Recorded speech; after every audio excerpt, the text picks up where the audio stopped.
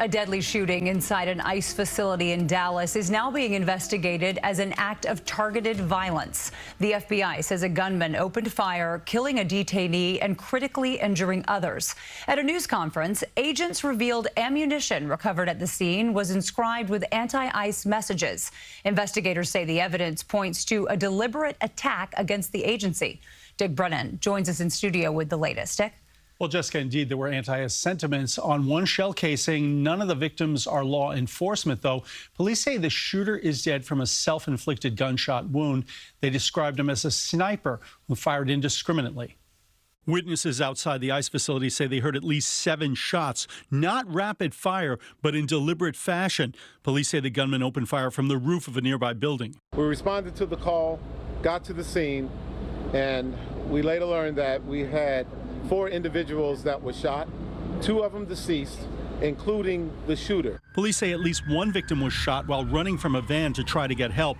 FBI Director Kash Patel posted a photo online of what he says are the suspect's unused shell casings, one with a handwritten message that says anti-ICE. I can confirm at this time that the FBI is investigating this incident as an act of targeted violence. Right now, agents are swarming the home of the suspected gunman in an effort to collect evidence and any suggestion of a motive. They're most likely conducting a series of search warrants to gather additional items of evidentiary value, and those searches are both physical and digital.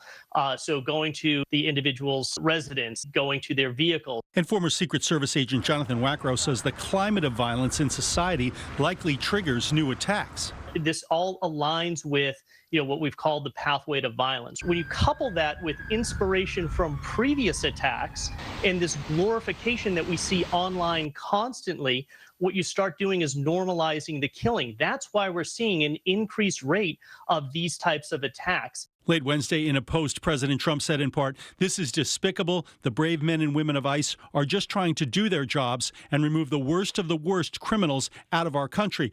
Authorities say heated rhetoric is putting law enforcement officers at risk. The rhetoric has to stop. There are people out there who are seeing what is being placed online, and they're coming and they're doing acts of violence against ICE employees. Now, the Associated Press identified the shooter as 29-year-old Joshua John. The Dallas facility received a bomb threat just last month. That suspect was arrested. Jessica and Christine. All right, thank you, Dick. And you can find the latest developments on the Dallas shooting on our website anytime, cbsnewyork.com.